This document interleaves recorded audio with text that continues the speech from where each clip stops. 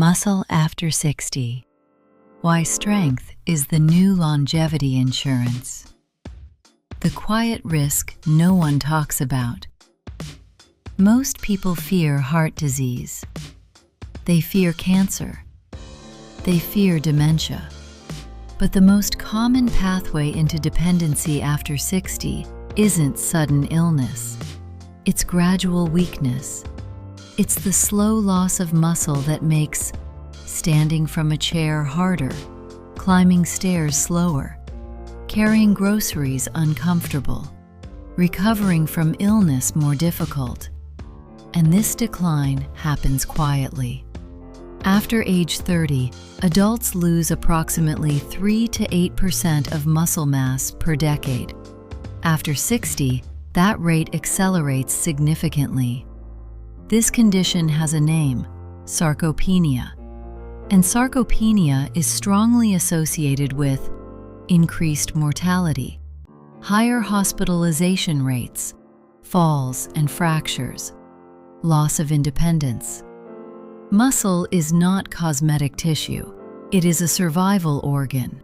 And after 60, strength becomes one of the most powerful predictors of how long and how well you live. Today, we're going deeper. Not gym culture, not trends, but physiology, evidence, and application. Part 1. What aging actually does to muscle. Aging muscle changes structurally, neurologically, and hormonally.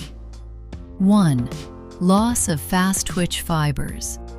Type 2 fibers generate power. They are responsible for catching yourself when you trip, reacting to instability, rising quickly, preventing falls. Research shows that fast-twitch fibers atrophy earlier and more rapidly than slow-twitch fibers. This is why older adults may still walk long distances but struggle with quick reactions. Power declines faster than strength, and power is what prevents injury. 2. Motor neuron loss. Muscle doesn't contract on its own. It requires motor neurons. With aging, motor units decrease, nerve signaling slows, coordination becomes less efficient. Unused motor units are permanently lost, but resistance training stimulates neural adaptation. Even before muscle grows, the nervous system improves. That's why older adults often gain strength in the first few weeks before visible muscle changes occur. 3. Anabolic resistance. After 60, muscle becomes less responsive to dietary protein, exercise stimulus, growth signaling pathways. This is called anabolic resistance. It means you must provide a stronger signal. Research suggests older adults may require higher protein per meal, around 25 to 40 grams depending on body weight. Resistance training intensity sufficient to challenge the muscle. Not extreme, but deliberate. Part 2. Muscle as a longevity biomarker. Strength is now considered a measurable longevity indicator. Grip strength, in particular, has been widely studied. Large cohort studies show low grip strength correlates with increased cardiovascular mortality, increased cancer mortality, greater functional decline, higher risk of hospitalization. In some studies, grip strength predicted mortality more strongly than blood pressure. That's not fitness hype, that's epidemiology. When strength declines, resilience declines. And resilience is what determines recovery from surgery, infection, injury, stress. Part 3. Muscle as a metabolic organ. Muscle is your largest site for glucose storage. When you eat carbohydrates, muscle absorbs glucose.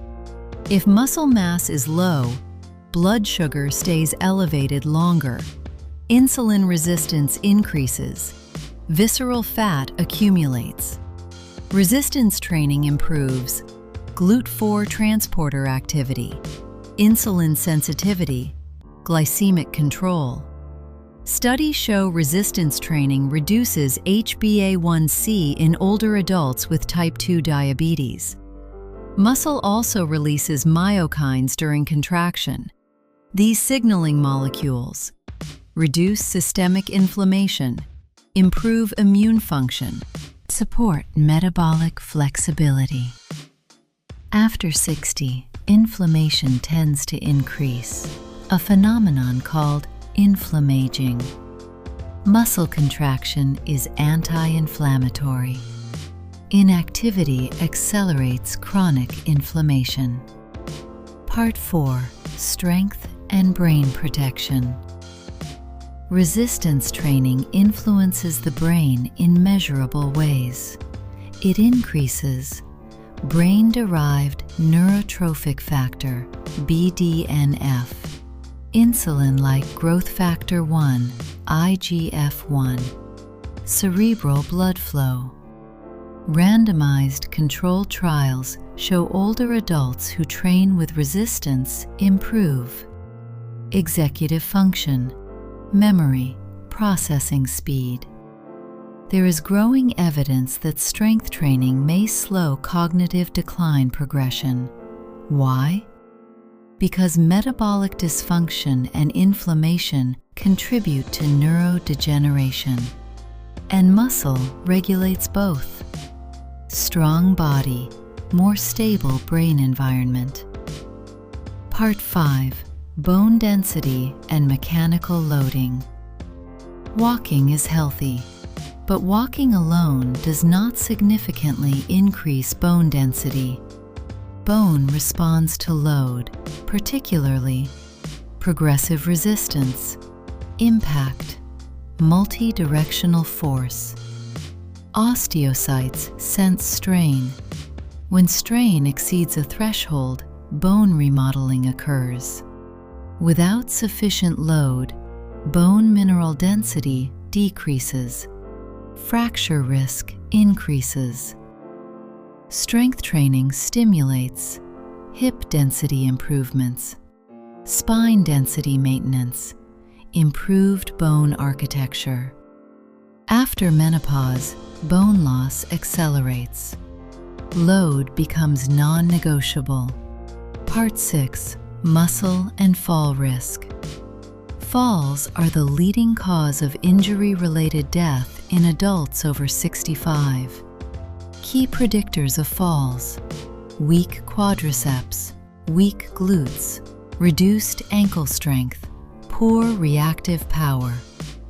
Resistance training improves sit-to-stand speed, stair climbing ability, gait velocity, balance under perturbation. Muscle doesn't just move you, it stabilizes you. Part 7. Recovery from illness. Older adults lose muscle rapidly during hospital stays, illness, bed rest. Just 5 to 10 days of inactivity can cause measurable muscle loss. The more muscle you have going into illness, the better you recover. This is called physiological reserve.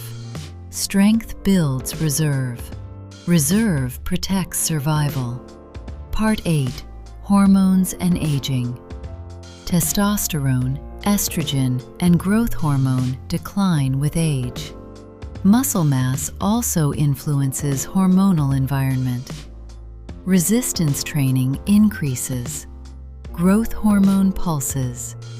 Testosterone, even modestly in older adults. Insulin sensitivity. While hormone replacement is controversial, mechanical loading is not. The body responds to demand at every age. Part 9. What actually builds muscle after 60? Here's what science consistently supports. Frequency: 2 to 3 sessions per week minimum. Intensity: moderate to challenging effort, not light, not reckless. Approximately 6 to 12 repetitions per set for most movements. Movement patterns. Focus on foundational patterns. Squat, hinge, push, pull, carry. Core stabilization. Progressive overload. Gradually increase. Resistance. Repetitions. Time under tension. Without progression, adaptation stops. Part 10. Protein and nutrition. Older adults require more protein per kilogram than younger adults to stimulate muscle protein synthesis. General recommendations: 1.2 to 1.6 grams per kilogram body weight per day.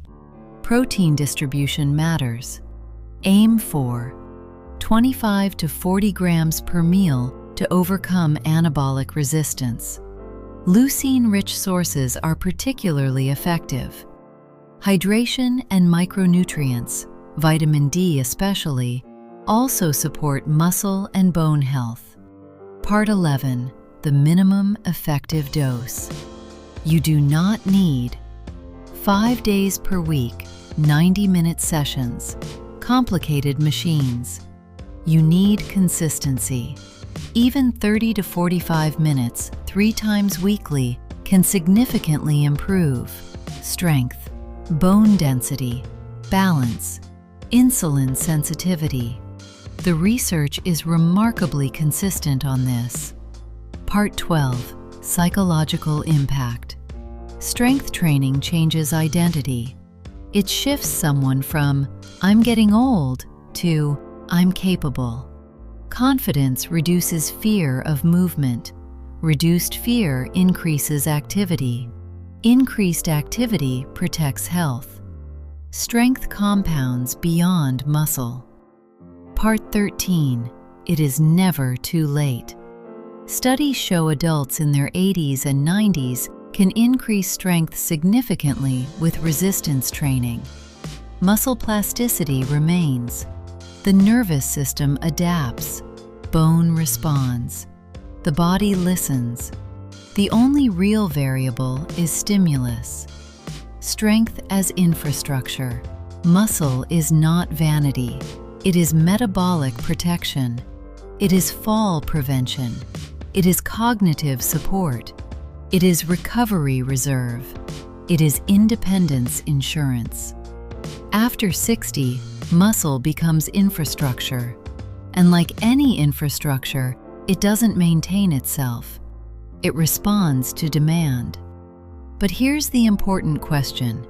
If strength is the insurance policy, what exactly should you train? Because not all exercises protect independence equally. Some build muscle without improving function. Some build endurance without improving resilience. Some look impressive, but don't translate to daily life. So in our next episode, we move from theory to application. We break down the 3 fundamental strength movements that protect independence after 60. The patterns that allow you to stand up confidently, climb stairs safely, carry real-world weight without strain, stabilize yourself if you stumble. 3 movements. That's it. Because longevity doesn't require complexity. It requires capability. And capability is built deliberately. I'll see you in the next episode. Until then, stay re-inspired. I hope this video brought you value and re-inspired you. If so, please subscribe, hit like, and leave a comment. And if anybody you know could use a little re-inspiration, please send it to them. Thank you so much for watching.